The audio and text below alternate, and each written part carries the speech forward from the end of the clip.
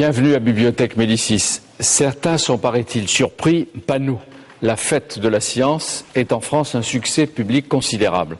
Depuis longtemps, Bibliothèque Médicis a décelé et révélé cet engouement à la fois admiratif et craintif pour les sciences, un monde qui paraît à part, lointain et inaccessible, réservé à quelques-uns et secret. Et pourtant, quand on voit de près les scientifiques, quand on vous regarde, on ne vous trouve pas si différent, a priori, de nous, et parfois plus simple. Mieux que les contemporains, vous maniez, paraît-il, l'incertitude et le doute, l'humilité et l'humour. Si vous en voulez des preuves ou des exemples, en voici pour Bibliothèque Médicis, qui accueille Denis Le Bihan. C'est votre 3e ou 4e visite, et chaque fois nous sommes heureux de vous accueillir. Grâce à l'image et à Neurospin, à Saclay, comment fonctionne le cerveau, vos récentes recherches et peut-être découvertes. Wendelin Werner, merci d'être là. Médaille Fields 2006, vous voyez que je dis Wendelin. Et l'équivalent du prix Nobel des mathématiques, médaille Fields, décerné tous les 4 ans à des chercheurs de moins de 40 ans, c'était l'année dernière. Depuis, vous continuez vos recherches. Et ce qui est très bien, vous restez en France. Stanislas Dehaene, 42 ans, prof au Collège de France, avec une préface de Jean-Pierre Changeux, vous publiez Les neurones de la lecture, après avoir publié La bosse des maths, ou nous avoir parlé de la bosse des maths dans le cerveau. Oui, la lecture, les mathématiques, les grandes fonctions cognitives du cerveau humain m'intéressent. C'est-à-dire qu'il y a des zones ou des territoires dédiés à telle ou telle fonction. Plus ou moins dédiés et évidemment qui apprennent à toutes ces capacités, ce qui pose la question de leur devenir chez l'enfant, des difficultés aussi que peut poser la lecture chez l'enfant. Enfin, c'est de toutes ces questions dont je pense on va parler. Voilà, vous avez deviné. Cécilia Ceccarelli, merci de venir. Vous venez de Grenoble, vous avez été lauréate du prix Reine Joliot-Curie en 2006. Vous travaillez en effet au laboratoire astrophysique de Grenoble. Vous êtes spécialiste des étoiles, c'est ça? Des protoétoiles solaires.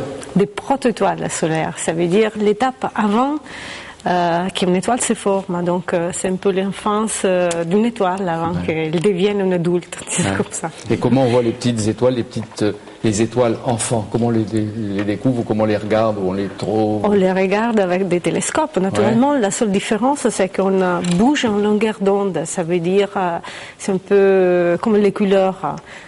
L'émission de la lumière dans différentes couleurs, ça veut dire en différentes longueurs d'onde.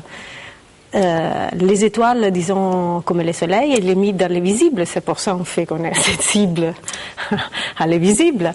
Quand ils sont plus jeunes, qu'ils doivent encore arriver à être adultes, il est mis dans des longueurs d'onde plus grandes. Il s'appelle infrarouge, au millimètre, au radio, au micro-ondes. Pourquoi vous avez cet accent italien? Vous êtes italienne, franco-italienne. Décidément italienne, oui. Mais en France. Je suis arrivée en France il y a, j'ai honte à le dire, 13 ans, mais bon, mon français, bon, c'est pas Non, c'est très bien. super. Vous êtes passé par la NASA et la Californie, vous avez travaillé dans différents endroits. Oui. On peut être flatté que vous soyez en France. Ça veut dire que pour le cerveau, les maths et l'astrophysique, les Français, c'est pas mauvais. Absolument pas. Hein? Et alors, quand vous regardez les étoiles enfants, comme vous dites, les proto-étoiles, est-ce qu'il y a une manière de chercher aussi une part de notre passé et peut-être notre avenir? Tout à fait. Nos origines et peut-être ce qu'on va devenir.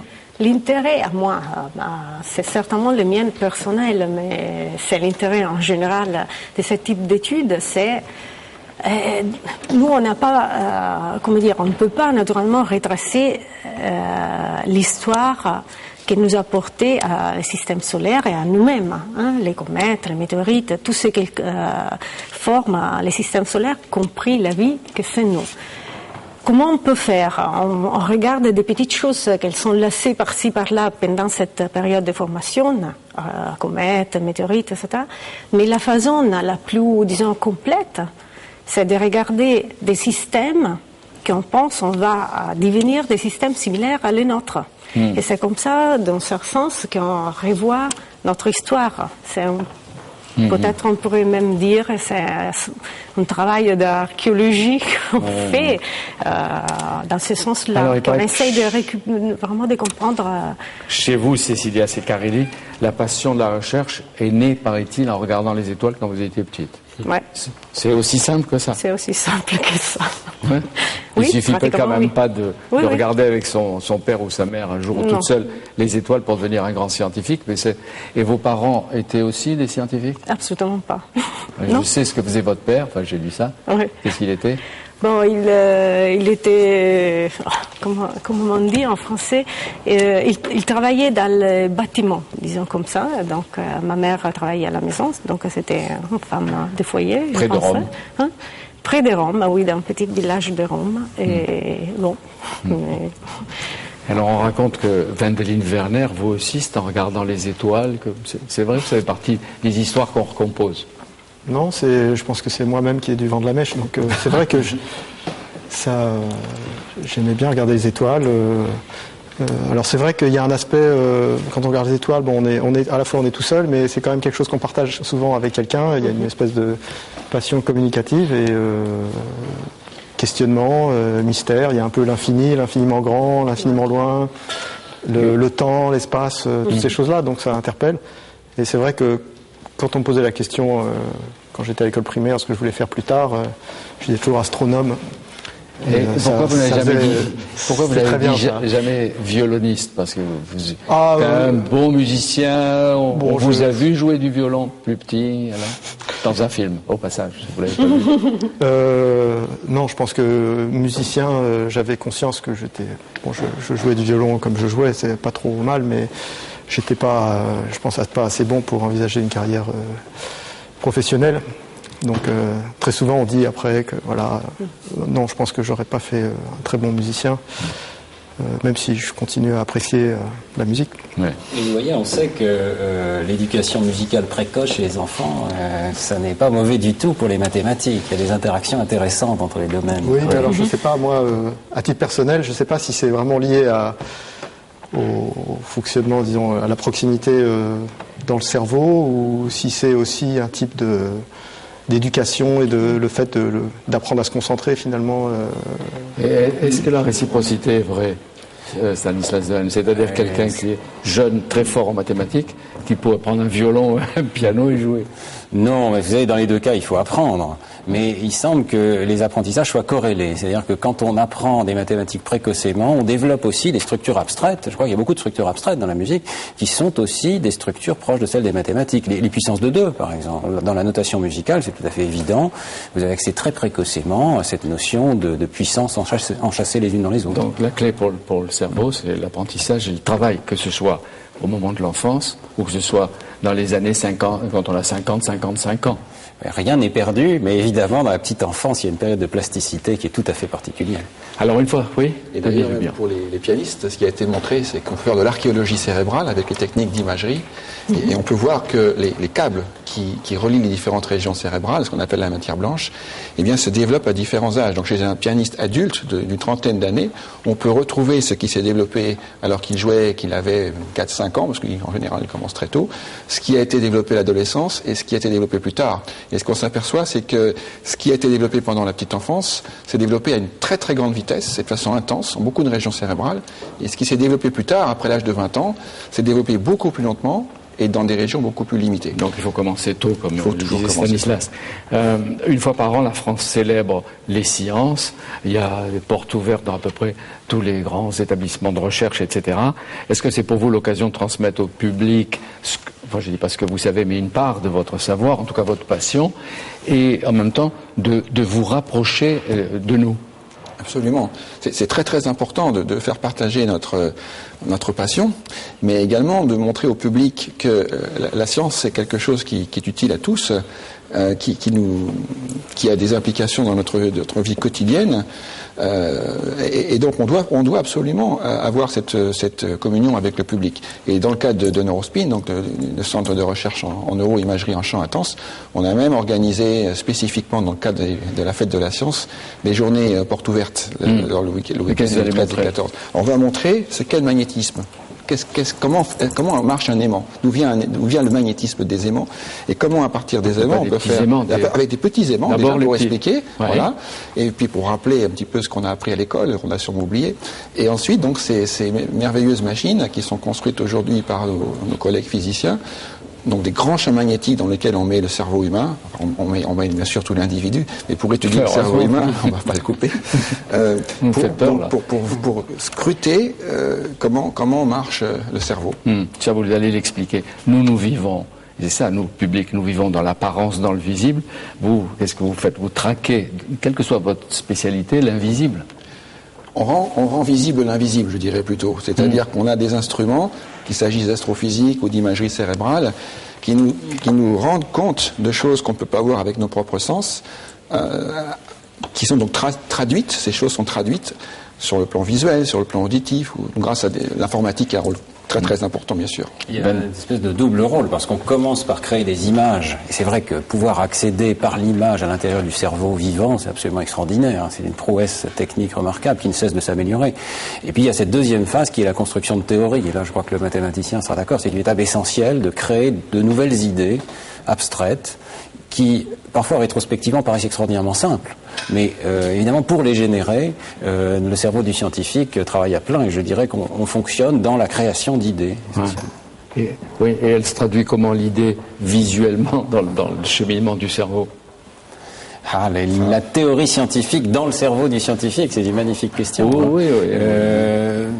Malheureusement, dans l'état actuel de notre science, on étudie que vraiment des objets, je dirais, très basiques de la pensée. Donc ce que c'est que de penser à un mot, ce que c'est que de penser à un chiffre, ce que c'est de faire un petit calcul.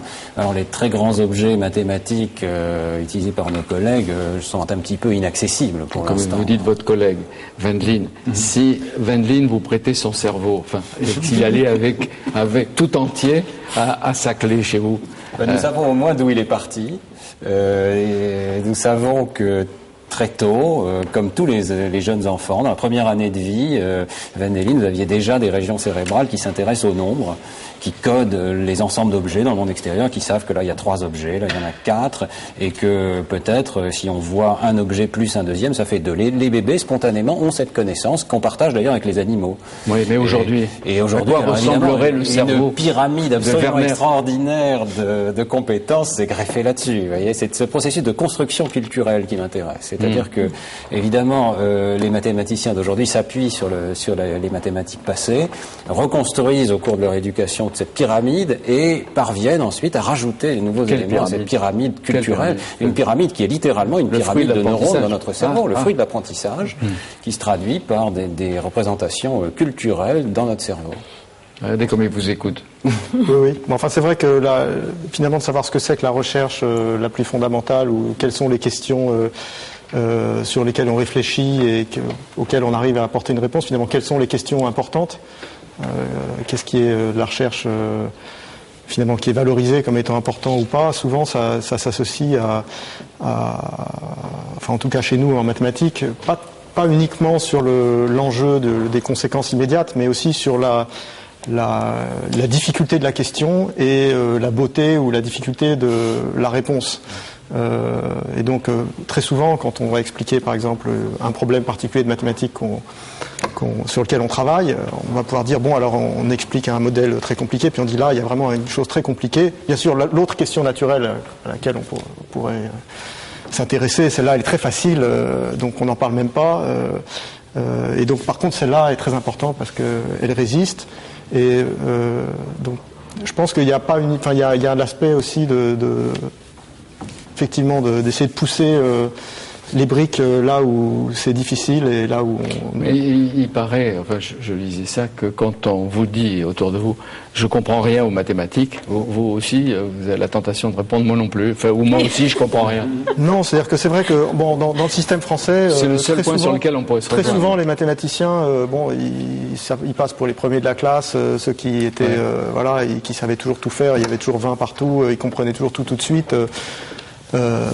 C'est pas vrai. Enfin, je veux dire, si on passait notre temps à résoudre tout de suite, on irait nettement plus vite que donc. J'ai l'impression qu'il y a un aspect aussi esthétique. J'ai l'impression que nous, on est scientifiques et les artistes ont certains points communs. On aime ce qui est beau, nos images, qu'il s'agisse d'astrophysique ou d'imagerie cérébrale, mais la beauté d'une démonstration, je pense que c'est quelque chose d'intéressant. Cécilia parlait tout à l'heure des couleurs qu'elle voit, mais vous aussi, vous voyez, avec Neurospin, l'imagerie du cerveau, donc des couleurs différentes. Alors en fait, les couleurs, elles sont là, comme je le disais tout à l'heure, pour traduire quelque chose. Les images, elles n'ont pas de couleurs, ce sont des chiffres dans des mémoires d'ordinateur.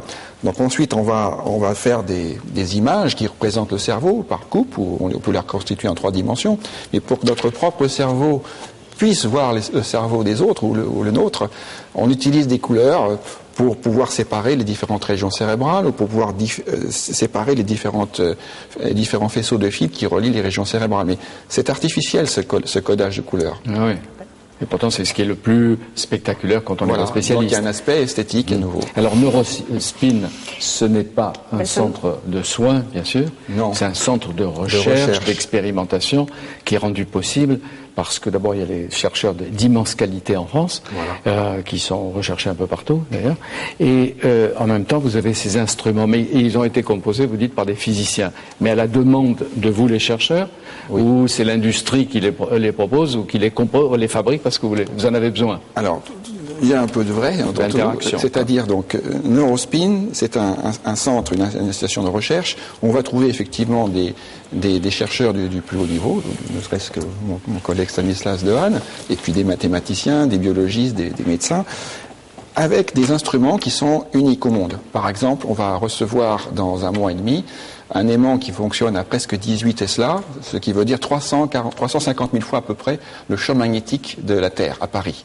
Donc un champ très très intense qui va nous permettre de scruter, comme les astrophysiciens scrutent le ciel, le cerveau, avec une très très grande précision.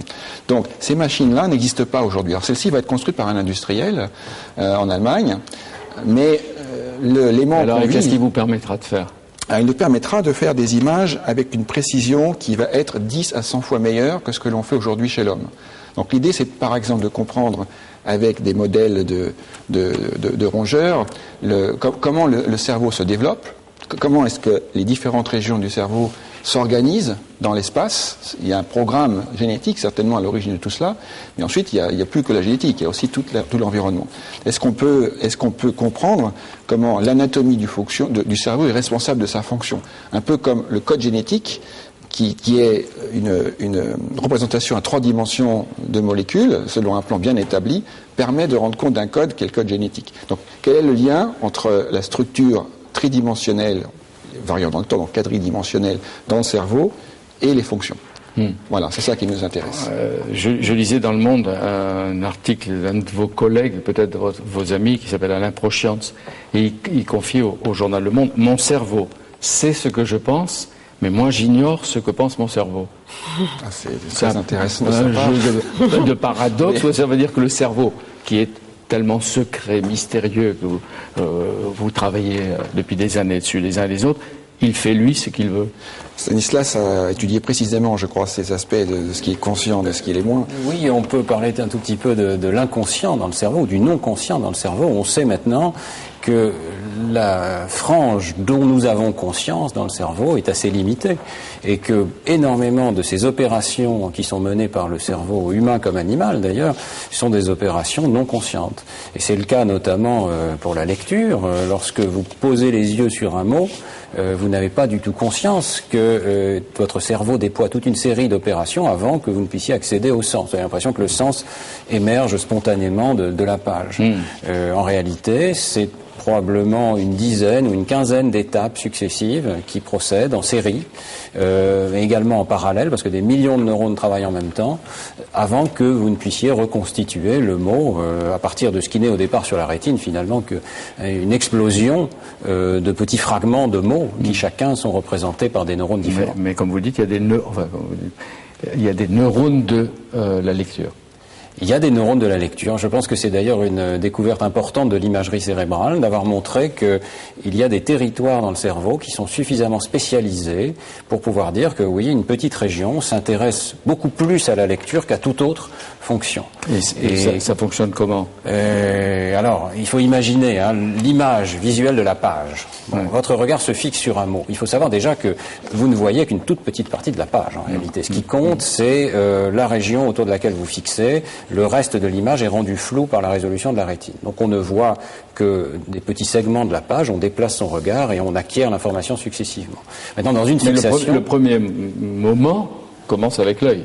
Alors donc ça commence avec l'œil, mais évidemment ça ne s'arrête pas là, et vous allez avoir une projection de l'image comme n'importe quelle image sur le pôle occipital du cortex, et ensuite à partir de là, toute une série d'étapes très rapides qui vont progressivement dégager, je dirais, l'essence du mot, l'identité abstraite du mot, et canaliser cette information vers une région bien spécialisée, alors que ce serait une autre région qui interviendrait pour les visages, encore une autre pour les maisons, une quatrième pour les objets.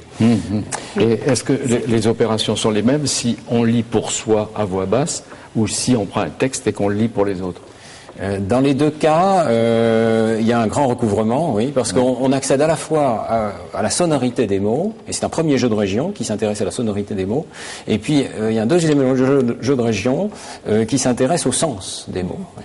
Alors lorsque vous lisez à voix basse, évidemment, vous privilégiez le sens, mais néanmoins, on peut montrer à nouveau que, de façon parfois subliminale, vous avez aussi accédé à la prononciation. Et comment ça fonctionne? Je veux dire, ça circule dans le cerveau à travers j'ose pas dire, mais les neurones, de quelle façon? Oui, donc il faut imaginer une série de neurones qui s'enchaînent, chacun transmet au suivant des informations par le biais de ces fameuses synapses, et les méthodes d'imagerie par résonance magnétique ne permettent pas de suivre en temps réel cet échelonnement d'activité, mais d'autres méthodes permettent de voir l'activité électrique du cerveau, par exemple avec des électrodes posées à la surface du scalp, et là on a accès à la milliseconde, qui est l'échelle de ces processus. Il faut savoir que toute cette série d'étapes dont je vous parle se déroule en à peu près 1/5 de seconde.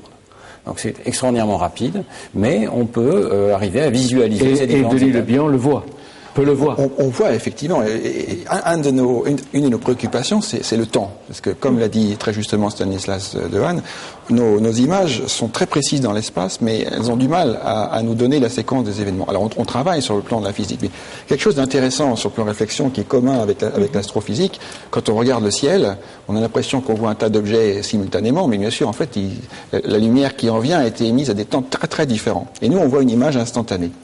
C'est exact. Oui, tout à fait. Et dans le cerveau, en fait, ce qu'on souvent néglige, c'est que l'information ne circule pas à la vitesse de la lumière.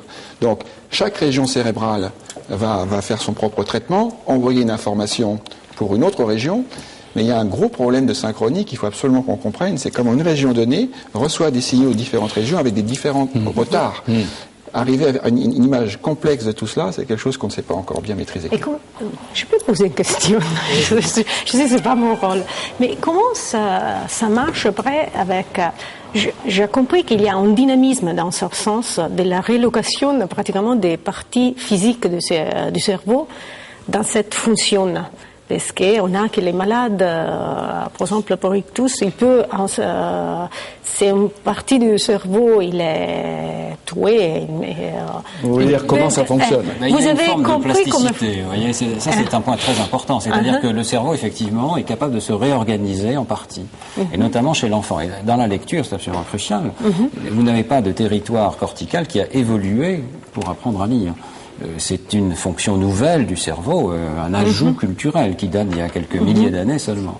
Donc ça veut dire que des territoires corticaux doivent, moi j'utilise ce terme, se recycler pour la lecture. Ça veut pas dire qu'ils perdent complètement leur fonction antérieure, ils ont une fonction préalable qui est en l'occurrence la reconnaissance des objets. Et ils apprennent à convertir une partie de cette fonction Qu'est-ce que vous appelez le recyclage neuronal pour une fonction nouvelle. Voilà. Alors ce recyclage, c'est la grande thèse de mon livre, que ce recyclage permet d'expliquer les difficultés que les enfants rencontrent lorsqu'ils apprennent à lire. Et aussi la facilité. Oui. Et comment on les guérit, les soigne, les corrige? Comment on peut essayer, en tout cas, et comment certaines méthodes d'apprentissage sont plus adaptées que d'autres à l'apprentissage de la lecture. J'ai une question de béotien pour les spécialistes du cerveau. Est-ce que il y a un moment donné ou une localisation du cerveau où on peut dire que se trouve la conscience d'une certaine façon, le moment où le bébé commence à dire je, ou penser, ou est-ce qu'il se passe quelque chose, ou est-ce que c'est simplement le fonctionnement du cerveau lui-même et par finalement qui précède d'une certaine façon la conscience, ou est-ce que on arrive à distinguer, oui, plusieurs étapes. Et en fait, dans ce que je vous ai parlé de l'accès au traitement des mots, les premières 200-250 millisecondes sont non conscientes. Et on arrive à montrer effectivement qu'il y a un moment, il y a une espèce d'explosion d'activité qui se produit, qui est coordonnée, qui implique en particulier le cortex frontal, la partie la plus récente, la plus développée chez l'homme du cerveau. Et on pense, mais ce sont des théories encore balbutiantes, que l'accès à ce cortex frontal correspond à l'accès à la conscience dans la mesure où l'information qui accède à ces régions devient disponible. Voyez. Ce qu'on appelle être conscient, c'est avoir l'information disponible, pouvoir la conserver. Mais à quel signe on voit le passage de l'inconscient au conscient? On fait des expériences extrêmement le plus contrôlées possible, vous voyez, parce qu'il faut essayer de trouver des différences minimales entre un état conscient et un état non conscient. Et donc c'est tout l'art d'utiliser ces merveilleuses machines d'imagerie cérébrale. Il ne suffit pas d'avoir la machine, il faut aussi avoir le protocole de psychologie expérimentale qui permet de placer le sujet dans un état où, à une toute petite différence près, il va être conscient ou il va être non conscient d'une information. Quelqu'un qui entend l'inconscient, la conscience, etc., il dit et la psychanalyse et Freud? Immense question. Immense question. Je crois que Freud avait une vision de ce que pouvait être le non-conscient. Une intuition qui demandait à être étudiée ensuite expérimentalement, ce qu'il n'a pas fait. Oui, non, il ne pouvait pas le faire, c'est pas sa spécialité. Est-ce que vous êtes en train de montrer comment on peut passer de toutes ces zones cachées, oubliées de l'inconscient au conscient et comment peut-être le stimuler pour le faire venir vers le conscient? En tout cas, en plus, vous le lisez avec des images. On valide très clairement l'idée même qu'il y a un non-conscient dans le cerveau, mais c'est peut-être un non-conscient beaucoup plus automatique que ne l'envisageait Freud. Et jusqu'où? Oui, sur le plan plus physique, je dirais, de développement cérébral, on a aussi, maintenant on peut voir des choses extraordinaires. Le bébé humain à la naissance, il ne sait pas faire grand-chose par rapport aux animaux, donc il va apprendre un tas de choses. Le bébé à la naissance ne voit rien, c'est très très flou. Et ce qu'on est en train de voir, c'est que le câblage cérébral chez le bébé, il existe à la naissance. Donc la plupart des grandes voies sont là, mais elles ne sont pas fonctionnelles. Un peu comme si le courant ne passait pas. Et ce qui est très curieux pour le cerveau humain, c'est que c'est la graisse, l'isolant qui entoure les fils électriques, enfin les matières blanches, qui est responsable de la vitesse à laquelle l'information circule. On commence à s'apercevoir qu'on peut mesurer la quantité de graisse qui existe autour de ces fibres. Et ce qu'on essaie de montrer, c'est que quand ces fibres deviennent conductrices, à un certain âge de la vie, dans quelques mois, une fonction va apparaître. Donc ces fonctions, elles apparaissent dans le temps, étalées dans le temps, et le langage, c'est quelque chose qui est pratiquement le plus retardé dans ce que l'on connaît aujourd'hui. C'est quelque chose qui peut se modifier très très longtemps. Alors que le système visuel, lui, est en place très très précocement. Presque instantané. Ou pas instantané, mais relativement tôt dans le développement du cerveau. Finalement, lire, comme vous dites, c'est une prouesse. C'est une prouesse de notre cerveau qui n'y était pas préparé, mais qui parvient à s'y reconvertir. Il le reçoit comme un choc, alors? Une sorte de tempête sous le crâne ou entre les neurones. Certainement que les instituteurs qui apprennent à lire devraient réfléchir au fait que chaque fois qu'ils enseignent à un enfant, ils sont en train de modifier le cerveau de cet enfant. Et c'est vrai que c'est une vraie tempête sous un crâne et on le voit par les méthodes d'imagerie cérébrale. Non, on voit Comment pas. Ça se voit? C'est-à-dire que jusqu'à présent, on voyait l'anatomie du cerveau assez grossière, puis depuis une quinzaine d'années, on voit les régions du cerveau qui s'activent. Mais maintenant, avec justement des outils informatiques beaucoup plus évolués, on peut mesurer des toutes petites variations dans l'épaisseur de la matière grise, donc qui est corrélée au nombre de neurones, de connexions que l'on a dans certaines régions. Et ce qu'on peut voir, effectivement, comme je le disais tout à l'heure pour les pianistes, c'est que selon l'activité qu'on a eue pendant toute sa vie, eh bien, il y a des régions qui vont s'hypertrophier. Par exemple, une histoire très intéressante, ce sont les chauffeurs taxi londoniens qui sont connus pour être extrêmement bons. Je ne veux pas faire de comparaison avec d'autres pays ou d'autres villes. Faites entrer la morale, là. Mais c'est-à-dire que vous leur donnez une adresse et ils vous trouvent tout de suite le bon circuit pour y aller.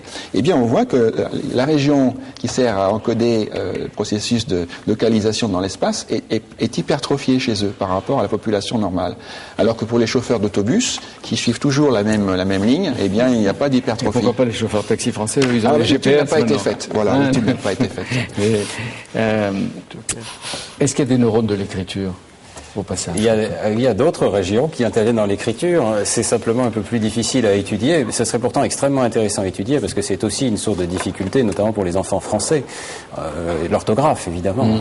Il faut savoir qu'en français, nous avons une des orthographes les plus complexes du monde, parmi les systèmes alphabétiques. Et vous confirmez, venant de l'italien, évidemment. Alors l'italien est un très grand avantage parce que il suffit de connaître les correspondances entre les lettres et les sons et on sait lire lire en italien.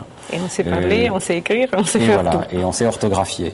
Ouais. Et en français, ça n'est pas le cas. Et vous savez que ça se traduit par 1 à 2 années de retard de lecture chez l'enfant. Donc les changements culturels ont un impact direct sur le cerveau. Et on le voit ensuite à l'âge adulte. L'expérience a été faite avec une comparaison entre l'anglais et l'italien. L'anglais, évidemment, est aussi orthographiquement très complexe. Et les régularités dans les correspondances graphèmes, phonèmes sont faibles, sont moins nombreuses qu'en italien. Et ça se traduit par des différences d'activité de cette région qui se spécialise pour la lecture. Alors, est-ce qu'on peut dire que vous, quelle que soit sa forme, la lecture, vous encouragez la lecture? Vous dites que c'est une nécessité parce qu'elle aide à former, à éduquer, à préparer, à divertir, et que même elle aide à inventer, peut-être même à modifier le cerveau. Je crois que ça fait des siècles qu'on dit que la lecture a un effet positif, mais ce qui est nouveau, je pense, c'est que nous le voyons maintenant littéralement dans les tests psychologiques et dans les images d'activité cérébrale. La lecture modifie le cerveau, pas seulement dans la capacité que nous avons de lire, mais aussi, par exemple, dans la capacité que nous avons de comprendre le langage, de coder les phonèmes, de manipuler les sons du langage, et la mémoire. La mémoire est considérablement modifiée par l'apprentissage de la lecture. Et est-ce que la télévision détériore Est-ce qu'on arrive à le fait d'être passif? Moi, je sais que quelquefois, en posant une question, on a déjà donné la réponse. Il a donné la réponse. Non, mais est-ce qu'on peut sur le rôle de la télévision? Est-ce qu'on peut voir une sorte de passivité? À ma connaissance, l'expérience n'a pas été faite. Peut-être elle serait intéressante. Et si elle était faite, je vais vous répondre, ça dépend des émissions. Par exemple, on prend les jeux vidéo, c'est pas tout à fait la même chose, mais bon, il y a quelques études qui ont été faites. Bon, elles sont encore très très préliminaires, mais qui montrent que certains jeux vidéo peuvent ralentir dans la maladie d'Alzheimer, l'évolution de la maladie. Bon, c'est très discuté actuellement, mais il y a un programme qui tourne au Japon où les gens avec des instruments, donc des consoles de jeux, font des tas de tests et donc se stimulent l'esprit. Inversement, il a été montré aux États-Unis que des jeux violents, qui sont montrés également sous forme sur des consoles, eh bien, chez des enfants adolescents qui étaient normaux, activaient beaucoup les régions cérébrales frontales, et chez les enfants qui étaient violents par eux-mêmes, il n'y avait pratiquement pas d'activation. L'interprétation est délicate, c'est peut-être parce qu'ils sont plus blasés, j'en sais rien. Mais il y a quand même une réflexion. Oui, en tout cas, il ne faut pas avoir une vision trop négative, je crois, de la technologie qui nous entoure nécessairement. Et en tout cas, certainement, les jeux vidéo peuvent avoir un impact positif, notamment sur l'attention, ça a été bien montré. Il y a tellement de questions qu'on a envie de vous poser. Je voudrais faire parler Van Lien aussi. Bien sûr. Van Lien Werner, il me permet de lui dire de temps en temps son prénom, parce que j'aurais posé aussi une question qui est revenue quand on a dit qu'on allait faire cette émission, c'est tout le système des lettres, des mots qui viennent avec Internet. Est-ce que les SMS, les mails, et surtout les SMS, et tous les messages qui sont envoyés dans une langue que les jeunes connaissent très bien, affectent ou enrichissent à la fois les recherches et en même temps la pratique de la vie, quoi? En tant que scientifique, je ne saurais pas vous répondre parce que je ne crois pas qu'il y ait d'expérience particulière là-dessus, mais moi, ça me rend très optimiste pour l'avenir de la lecture.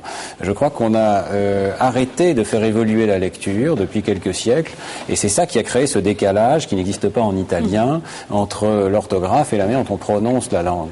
Et j'ai bon espoir qu'on arrive avec cette nouvelle génération qui finalement prend du recul et se dit mais la lecture c'est un outil comme les autres, je peux jouer avec les SMS.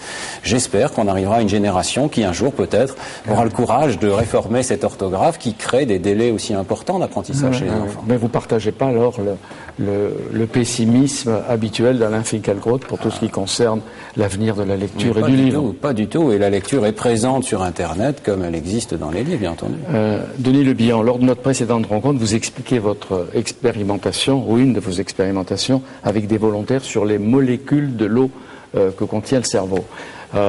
Depuis, vous me l'avez dit, j'ai appris, on surprend nos contemporains en disant que dans le cerveau, il y a 80-85% d'eau. Ah oui, le cerveau est fait de beaucoup d'eau, comme le corps entier, 70%, mais dans le cerveau, il y en a encore plus. Et les molécules d'eau, c'est beaucoup plus que ça encore, en proportion par rapport aux autres molécules. Donc cette eau-là, elle a certainement un rôle, donc c'est la question qu'on se pose. Jusqu'à présent, l'imagerie, telle qu'on l'utilise pour voir le cerveau fonctionner, repose sur une constatation simple, c'est que dans les régions qui sont en train de travailler, il y a plus de sang qui arrive localement. Et ce sang, il contient de l'eau. Donc si dans un champ magnétique on a aimanté l'eau, on peut détecter un changement d'aimantation là où il y a plus de débit sanguin. C'est la méthode qu'on utilise dans le monde entier. Nous, ce qu'on est en train de montrer maintenant, c'est que les cellules grises, les neurones, quand elles s'activent, changent les propriétés physiques des molécules d'eau. Alors ça c'est très très curieux. Bon, on a des théories maintenant qui permettent de comprendre cela, mais ce sont que des théories, rien n'est démontré. C'est un des enjeux de Neurospin. C'est donc les molécules d'eau qui sont, qu'on peut considérer comme des petits dipôles, savoir une charge positive, une charge négative, vont s'orienter près des membranes. Et quand les neurones sont activés, les changements au niveau des membranes qui se produisent au niveau des membranes modifient l'aimantation de ces molécules d'eau. Et ça, on peut le détecter. Et là, ce qu'on a découvert, c'est que on voit beaucoup plus rapidement l'activation du cerveau que par l'augmentation du sang. Une boutade que je dis parfois, c'est vous avez un quartier, il y a une maison qui brûle, et ce que vous voulez, c'est détecter quelle est la maison qui brûle le plus vite possible. Dans le système actuel, on regarde le débit apporté par les pompiers. Il faut attendre que les pompiers arrivent et on va mesurer la quantité d'eau qui circule. Donc c'est retardé et on ne sait pas exactement à quel endroit est la maison qui brûle. Alors à quoi sert l'eau ? Donc l'eau pourrait avoir un rôle, c'est une hypothèse que l'on fait, dans le travail des neurones, à savoir que le changement de cette propriété physique de l'eau serait en grande partie, responsable de la manière dont les neurones changent leur polarité. Donc on sait aujourd'hui que les neurones fonctionnent un peu avec de l'électricité, et donc des charges qui se répartissent sur les membranes. L'eau aurait un rôle amplificateur finalement dans ces phénomènes. Wendelin, bon, on pourrait continuer, il faut passer à Wendelin et puis à Cécilia Ceccarelli. Quand on entend dire que vous étiez doué pour les maths, est-ce que doué, ça a un sens pour vous ? Moi, je suis très très rétif à utiliser ce type d'adjectif. Disons que j'aimais ça. Voilà. Alors, je pense qu'il y a un tout petit quelque chose au départ qui fait que on est réceptif peut-être plus, mais je pense pas être spécialement doué pour les maths. Non, même maintenant, je sais pas une. Les parents disent, est-ce que mon enfant est doué pour les maths ? Est-ce qu'il a la bosse des maths, comme dirait Stanislas Dehaene ? Il y en a une. Il y en a une, mais c'est une boutade parce que nous l'avons tous au départ, cette capacité de comprendre les nombres. Mais c'est vrai que, bien sûr, il va y avoir des déficiences cérébrales. Moi, je crois beaucoup à cette notion d'un emballement progressif parce qu'on s'intéresse au sujet, on y travaille et donc, évidemment, on s'enrichit dans ce domaine. Voilà, on aime ça et puis j'imagine c'est un entraînement comme... Comment travaille un mathématicien ? Ah, ça c'est le grand mystère. Des fois, on ne veut pas trop expliquer parce que préfère garder le mystère. Non, mais fois, je connais des écrivains qui prétendent que l'inspiration c'est du travail et que l'imagination c'est comme un muscle. Parce que c'est la même chose pour un mathématicien, pour le chercheur. Oui, je pense que mais c'est valable pour tout le monde et pas seulement pour les scientifiques finalement. C'est-à-dire que les moments où on est créatif ou disons où on va prendre une décision importante pour notre vie, où on va décider si on va acheter telle maison ou telle autre, ou si on réfléchit dans le fond. Ou des problèmes personnels, je sais pas. Bon, il y a un moment où on va trouver une solution à un problème. Alors, ces moments-là, ça se commande pas forcément. Il y a des moments propices, je sais pas, à tel moment, on va dans un café, on réfléchit. Mais il n'y a pas des heures, vous dites, je vais à mon bureau, je vais travailler. Alors, si, bien non, sûr, vous allez voir un spectacle comme Cécilia, vous entendez l'autre Cécilia Bartoli chanter, et d'un seul coup, vous avez peut-être une idée mathématique. Oui, enfin, on va d'abord au spectacle pour l'émotion que ça procure. Mais une émotion peut en déclencher l'autre. Des fois, effectivement, on la concentre. Enfin, mais c'est valable pour tout le monde. Hein. C'est pas propre aux scientifiques. Je veux dire, notre fonctionnement n'est pas différent de tout un chacun. Alors, qu'est-ce qui vous est arrivé ? Donnez un exemple d'une, je dis pas une découverte, mais d'une expérience qui vous est venue pendant. Alors, je vous donne un exemple parce que pendant que ça, vous jouiez c'est au plus football. Pour la petite histoire. Donc, par exemple, j'étais à une conférence à Stockholm. Je prends le petit bateau pour aller sur les petites îles. Alors, j'ai séché les exposés de l'après-midi, mais bon. Donc, je vais me promener et contrairement à ce que je dis, mon sens de l'orientation n'est pas toujours infaillible. Et du coup, j'ai raté le bateau du retour. Et il y avait un bateau à 5h et le bateau suivant était à 9h30. Voilà. C'était une île, il n'y avait personne, je pouvais rien faire du tout. Et dans ces cas-là, quand on est mathématicien, donc c'était une toute petite île, je pouvais marcher, mais à part ça, Donc là, j'étais coincé, j'étais obligé de penser aux maths. Enfin, finalement, c'est vrai que j'ai. Donc je voudrais que vous vous perdiez souvent. Donc, si on m'enfermait comme ça, en disant voilà, ça peut-être que ça serait plus productif. Est-ce qu'il y a un travail non conscient chez vous aussi, c'est-à-dire le fait d'incuber certains problèmes qui ne se résolvent pas immédiatement? Très certainement. Ça, c'est sûr que les concepts mathématiques, c'est des choses qu'on digère d'une certaine façon et après donc faut apprivoiser, et pas seulement d'un point de vue formel. C'est-à-dire il y a quelque chose de, faut l'intégrer. Et ça, c'est vrai que très souvent, oui. Ça... Comme dirait Denis Le Bihan, ou comme vous allez le dire, les neurones et leurs connexions sont tout le temps au boulot, et tout le temps en éveil. Exactement, ça bouge tout le temps. Et c'est vrai qu'on a tendance à négliger ça. On a une vision statique des neurones. C'est pas vrai du tout. Ils changent physiquement en permanence. Ils se connectent, se déconnectent. Et tout ça, c'est un problème d'équilibre dynamique qui varie. C'est vrai que l'idée peut paraître un peu étrange, mais une idée peut apparaître pendant une discussion. Je discute avec quelqu'un sur complètement autre chose. Et puis tout d'un coup, bing, j'ai compris un truc. Donc, bon alors, ma famille, me connaissant, tout d'un coup, ils me regardent comme ça, ils disent, l'œil vitreux, il est en train de faire des maths en même temps. Mais c'est vrai que, quelque part, les choses mûrissent aussi toutes seules. Donc c'est utile d'avoir l'autre en face, même si l'autre n'a pas la même spécialité que soi. Je pense que chaque mathématicien est différent et chacun fonctionne de façon différente. Dans mon cas, c'est vrai que souvent c'est la stimulation de la discussion. Et je pense que c'est valable pas seulement en mathématiques. On a les bonnes idées sont aussi dans la contradiction. Parce que par exemple, vous êtes tous les deux à Saclay, vous vous croisez de temps en temps, vous travaillez ensemble. C'est souvent une petite discussion qui va lancer les Mais c'est souvent une discussion qui n'a rien à voir. C'est ça qui est intéressant, qui n'a rien à voir avec l'idée qu'on est en train de creuser depuis les neurones se font et d'un seul coup, on a ce que j'appelle un flash. Voilà, c'est que une prise de conscience qu'on est en train de travailler sur le problème depuis des semaines. Voilà. Ça vient pas comme ça. Il y a une pièce du puce qui se met en place. Et l'ordinateur, pour vous, c'est un copain ou un rival? Alors, c'est ni l'un ni l'autre. Alors, c'est un copain au sens où on s'en sert comme tout un chacun pour les mails, etc. Et avec le biais, bien sûr, que on a tendance à le faire trop, c'est-à-dire tout le temps être dans l'ordinateur dès qu'il y a un mail qui arrive avec des idioties dedans ou des choses, des contraintes administratives ou des questions non scientifiques, et ben on s'arrête de réfléchir, on regarde ce que c'est parce qu'on est curieux. Donc je suis pas sûr que ça, de ce point de vue-là, ça accélère tellement le travail du mathématicien. Alors le rival, non plus, parce que finalement les aspects purement automatiques, on est bien content que les ordinateurs puissent faire tout ce qui nous a barbé, nous aussi, quand on était au lycée, les calculs, calculer dérivés comme ci, comme ça. Maintenant, l'ordinateur fait ça tout seul. Alors, je dois faire très attention aussi, parce que j'ai un frère qui travaille à l'INRIA sur ces questions-là, d'ordinateurs qui font des démonstrations. Mais quoi, il y a une hérédité familiale? Son frère fait... Qu'est-ce qu'il y a dans la famille? Ah, je sais pas. Non, mes parents sont pas scientifiques. L'influence sociale. Mes parents sont pas scientifiques, mais c'est vrai que probablement lui, son côté hyper logique, mon grand frère, mon frère aîné, m'a sans doute influencé. Parce que dès que il disait non, c'est... Mais le plus poète, c'est le logicien ou le mathématicien? Alors ça, je sais pas. Ouais. Il ne veut pas avoir d'histoire avec son frère. Mais vous êtes un des fleurons de l'école normale supérieure. Je passe vite, vous n'aimez pas qu'on dise tout ça. L'école normale que dirige maintenant Monique Cantos-Perber, qui fait l'émission avec moi, et qui est au Japon. Et du Japon, elle nous adresse, et elle vous adresse tous un salut amical. Il y a 6000 mathématiciens en France, et j'ai vu qu'il y en avait 2000 qui travaillent pour l'industrie, ou les industries. Est-ce que c'est bien, est-ce que c'est pas bien? Parce que je vois qu'il y a des chercheurs qui reprochent parfois à d'autres chercheurs, peut-être comme vous, de travailler à la commande de l'industrie, de fabriquer dans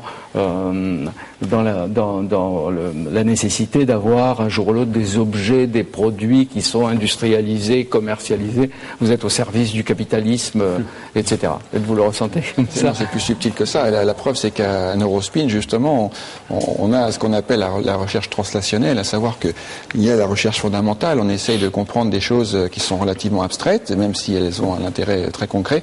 Et puis, au bout, il y a quand même le malade. On étudie le cerveau pour guérir, pour comprendre des pathologies et guérir des malades. Mais ensuite, lui, il fait des mathématiques, pourquoi? Pour l'aéronautique, pour la lutte, l'espace pour faire des instruments d'astro. Il y a de la place pour tout. C'est-à-dire, si des mathématiciens font des choses appliquées, c'est très bien et c'est important. Et le fait qu'il y ait une interface, disons un continuum des choses les plus fondamentales jusqu'aux choses vraiment motivées directement par les applications, voire par le fait de gagner de l'argent dans les applications tout de suite, c'est bien. Mais c'est vrai qu'on a tendance quand même à toujours être un petit peu susceptible, disons, lorsque on nous dit bon bah c'est fini maintenant, les choses fondamentales qui servent à rien, on arrête maintenant, il faut faire les choses sur commande avec des projets appliqués très très précis.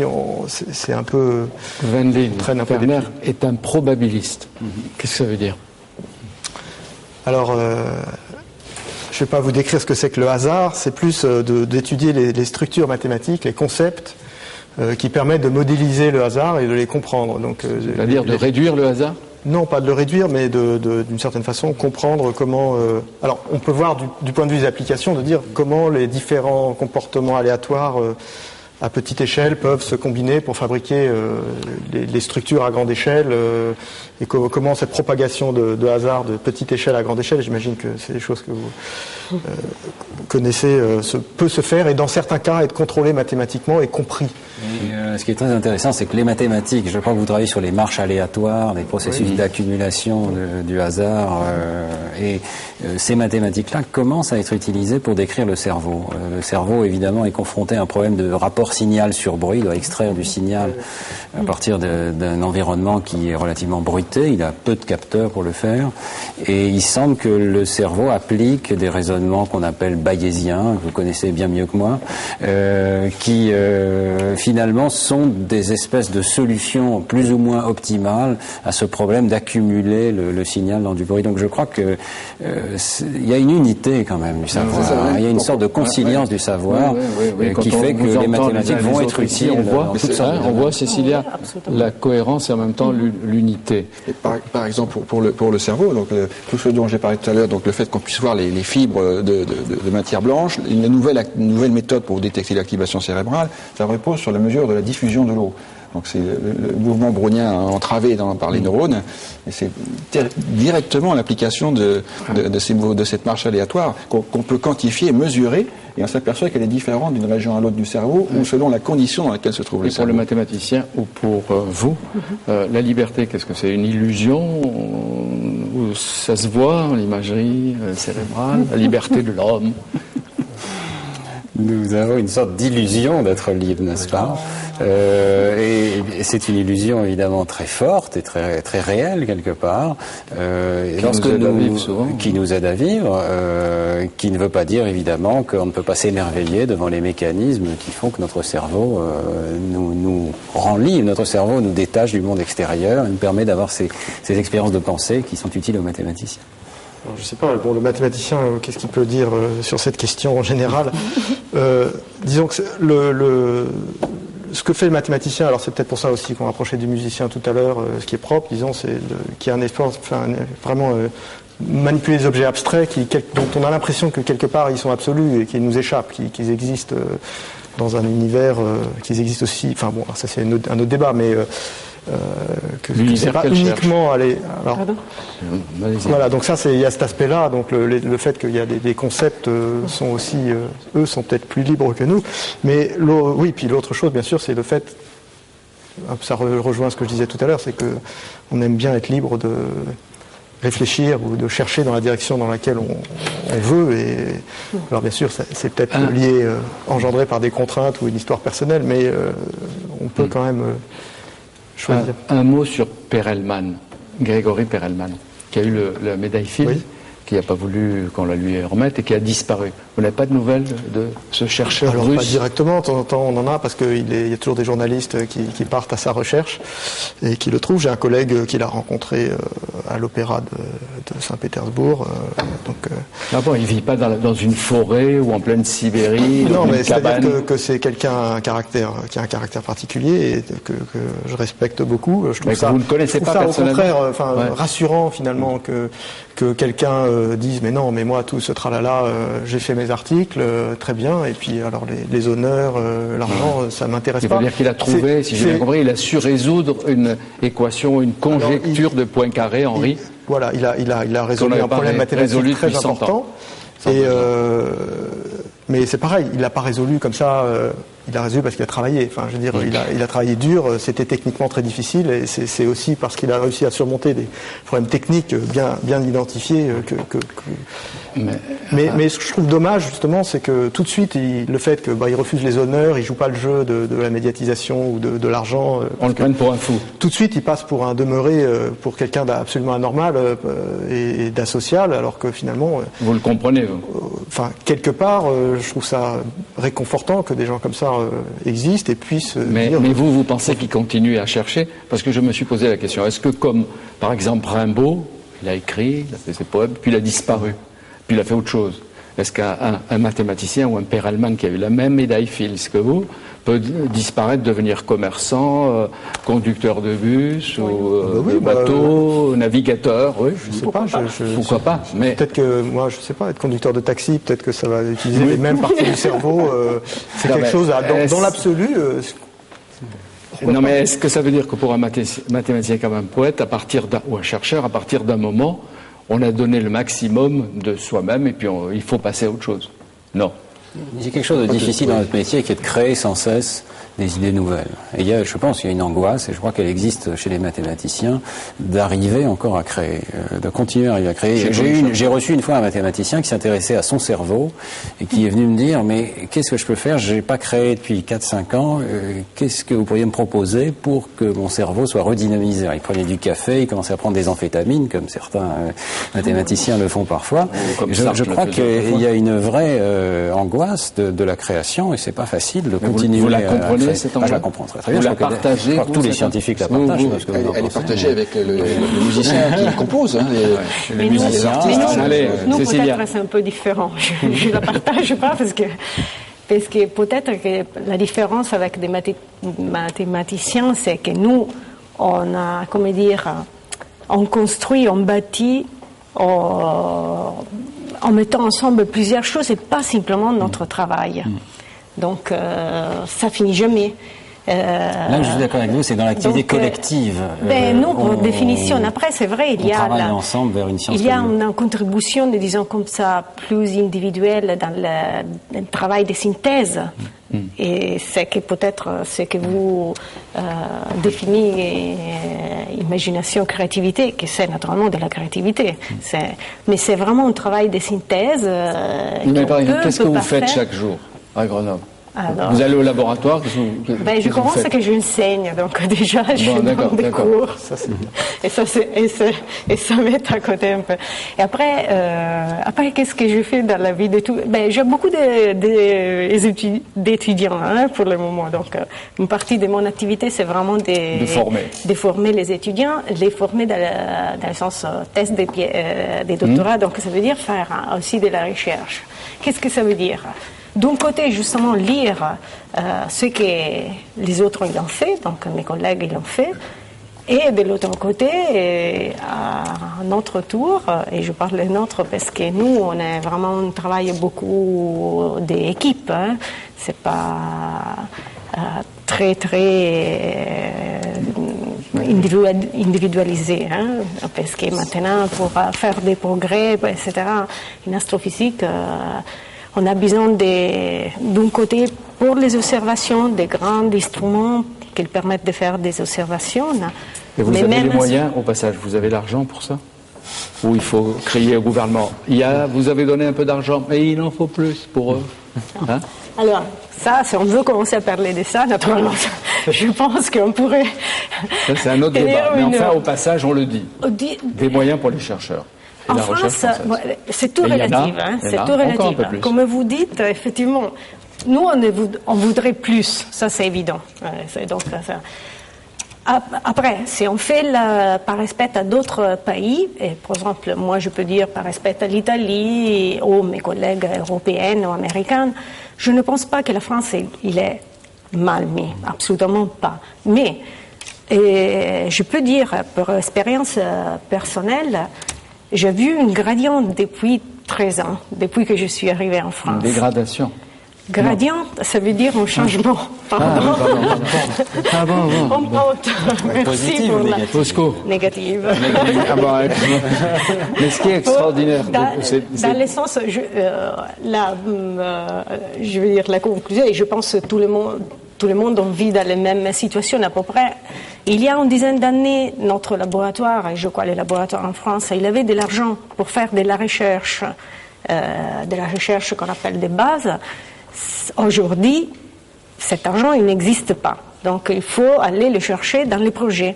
Que c'est une chose naturellement positive, parce qu'il nous pousse à chercher l'argent, par exemple, européen, qui est donné pour ça. Donc, c'est bien de l'utiliser et de, comment dire... Et pourtant, Cecilia Ceccarelli, c'est au gré des rencontres avec certains des chercheurs qui sont ici, on voit qu'il y a des progrès qui ont lieu dans vos domaines d'année en année. C'est ça qui est extraordinaire pour le cerveau, etc.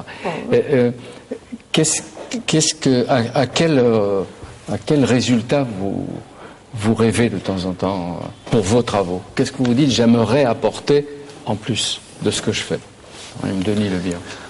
Il y en a beaucoup d'objectifs, malheureusement, mais par exemple, comprendre des affections psychiatriques, pouvoir dire chez des personnes qui sont vraiment malades, pour lesquelles aujourd'hui on fait des images normales du cerveau standard, on ne voit rien, essayer de comprendre le mécanisme qui rend cette personne schizophrène ou déprimée, ou tout ce qu'on peut trouver, et puis donc une fois qu'on aura compris le mécanisme, peut-être trouver un traitement qui n'est pas forcément un médicament, ou de grands fléaux comme des pathologies, des maladies neurodégénératives, pour comme vos l'Alzheimer, concitoyens, pour les contemporains. Voilà. Un jour, nous parlerons ensemble de l'Alzheimer avec peut-être quelques chercheurs et vous, parce que vous nous direz comment ça se traduit. Est-ce que vous avez déjà vu l'image d'un cerveau atteint par l'Alzheimer? Oui, bien sûr, c'est pas très joli à voir, puisque en fait, ce qui se passe, c'est qu'un certain nombre de régions cérébrales disparaissent. C'est-à-dire que les neurones qui sont à la base du fonctionnement cérébral meurent et donc disparaissent de la circulation.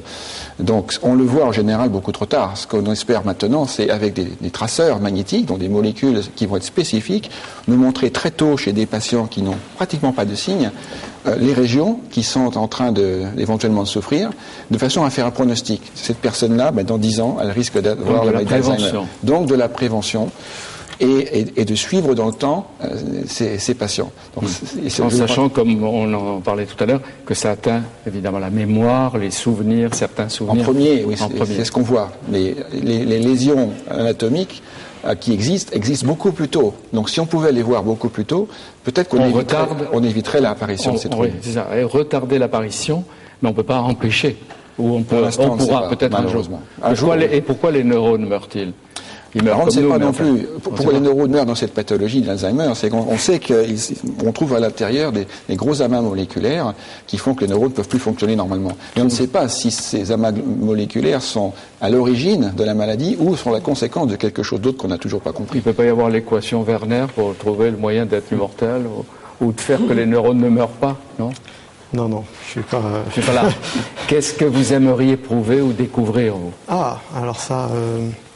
Je pense pas que vous vouliez que je vous explique en détail une question qui me turlupine, par exemple. Par exemple, dites-moi, qu'est-ce qui vous turlupine aujourd'hui? Allez-y. Non, mais bon, il y a des questions sur, je sais pas, les structures de longs chemins auto-évitants, de filaments aléatoires qu'on peut fabriquer comme ça. Mais bon, les questions, ça peuvent aussi être de nature beaucoup plus finalement personnelle, où il n'y a peut-être pas un enjeu scientifique majeur. Existentiel. Mais ça peut être finalement arriver à comprendre ce que j'ai jamais compris depuis le lycée, quand je me cognais la tête contre les murs devant les cours de physique, en disant comment ça marche en pratique, la gravitation. On sait qu'il y a la loi de Newton, etc. J'aimerais savoir un peu plus comment on fait les choses à distance pour qu'est-ce qui va de l'un à l'autre. Alors peut-être que les physiciens pourront m'expliquer un jour, mais pour l'instant les amis physiciens à chaque fois, j'ai pas. Alors j'aimerais bien comprendre, mais c'est sans doute ou qu'on m'explique. Avec des discussions, je ne dis pas comme celle d'ici, mais avec les spécialistes du cerveau, l'astrophysique, dans ces rencontres et dans ces échanges, que l'idée viendra-t-elle? Peut-être. Il paraît que vous avez impressionné un auditoire récemment en disant que si on vous donnait le PMU, vous enverriez tout de suite en tant que probabiliste les erreurs, les défaillances, etc. Non? J'ai mentionné ça, mais c'était plus une blague, parce qu'on m'a posé la question, finalement, est-ce que si on vous envoie dans un casino, vous allez devenir richissime? Donc la réponse, bien sûr, c'était que non, parce qu'il y a des professionnels employés par le casino pour être sûr que ça va pas se produire. Bon, de temps en temps, il y a toujours des gens qui trouvent des failles, et j'ai des amis d'ailleurs qui sont finis par se faire éjecter. Mais c'est plus pour le. Je savais pas que les casinos étaient peut-être l'annexe de l'école normale. Par contre, il y a des endroits, disons, autorégulés. Par exemple, c'est pour ça que je mentionnais le PMU, où finalement tout le monde mise et on partage par rapport à qui a misé quoi. Où on pourrait penser que là, effectivement, il y a peut-être des choses structurelles. Bon, c'est quand même aplani par le fait qu'il faut gagner beaucoup, parce que 30% de toute façon qui est dans les jeux de hasard. Cécilia, qu'est-ce que vous aimeriez trouver? Ouais, j'aimerais. Cette dernière période, cette dernière année, on est en train d'étudier avec mon groupe la chimie organique dans l'espace, pendant les premières phases de formation des systèmes comme le nôtre. J'aimerais bien donner une réponse à tout ça, savoir jusqu'à quel point, jusqu'à quelle complexité moléculaire on arrive pendant les premières phases et combien ça influence ou ça a influencé la vie sur Terre. Et ça veut dire après aussi. Bon, la réponse ultime, c'est sûr que c'est pas nous qu'on va la donner, hein, ça, mais ça, justement, il a besoin vraiment de la contribution. Son petit éclairage solaire, voilà, là encore. sur plusieurs choses. Est-ce que même, qu'est-ce que la vie dans l'univers en général, parce que ça est lié à ça, c'est cet mécanisme de quelque façon est lié à les conditions avant la formation de la Terre et du système solaire, alors on a une probabilité peut-être qu'il est... Vous êtes tous en état de recherche, de quête, et puis en même temps, vous le disiez tout à l'heure, avec une certaine dose d'angoisse, de simplicité et d'humour, comme on l'a dit. Qu'est-ce que vous aimeriez trouver? Moi, un problème qui me tracasse, c'est la question de l'unicité du cerveau humain. Pourquoi est-ce que notre cerveau de l'espèce humaine semble être le seul à être capable d'augmenter ses capacités par le biais de la culture, par le biais de la lecture, par le biais des mathématiques? Clairement, par rapport aux autres primates, nous avons des différences, nous avons une expansion du cortex, mais la taille, évidemment, est très loin d'expliquer tout. Cette recherche. On va commencer à comprendre, grâce à l'imagerie cérébrale, où se situent les différences. C'est un premier point, la localisation. Mais après, évidemment, aussi la nature de la différence fonctionnelle. Comment ces circuits fonctionnent de façon différente, avec des règles de plasticité ou d'apprentissage différents. Voilà, c'est pour ça que vous viendrez les uns les autres, à nouveau, parler de à la fois votre travail, vos recherches, puisque vous le faites avec simplicité, à un tel point que je comprends, et que Philippe Lallemand, qui réalise et qui vous met en image, lui aussi me dit qu'il comprend. Denis Le Bihan. Oui, qu'est-ce que vous aimeriez trouver? C'est un petit peu prétentieux, mais ce que je rappelle le code neural, ce qui rejoint un petit peu ce que dit Stanislas Dehaene, c'est qu'est-ce qui fait que dans une région cérébrale où les neurones, vous prenez 1000, 5000 neurones, je ne sais pas combien il faut en prendre, travaillent ensemble pour le langage. Mais ça ne va pas nous dire si on va parler français, chinois ou anglais ou italien. Donc, qu'est-ce qui fait que ces neurones-là vont nous permettre de parler une langue particulière, alors qu'a priori, ils sont prévus pour tout faire? Donc pourquoi notre code neural change? Parce que lorsque nous apprenons une langue particulière, il change. Lorsque nous apprenons à lire, il change de façon radicale et nous arrivons à augmenter nos capacités. C'est ça qui reste très mystérieux. Voilà. Est-ce que je peux poser moi-même la question? Pourquoi notre cerveau il est capable justement de faire cette abstraction des mathématiques qui ne servent rigoureusement à rien pour survivre? Pour survivre, je finis. Pas rien, mais ça semble être pas vraiment nécessaire pour survivre. Il y en a une. Et même ne serait-ce que la religion ou des grandes idées. Je pense que la façon dont le cerveau humain aborde tous ces problèmes, c'est quelque chose de fascinant, qu'on est très loin d'avoir compris.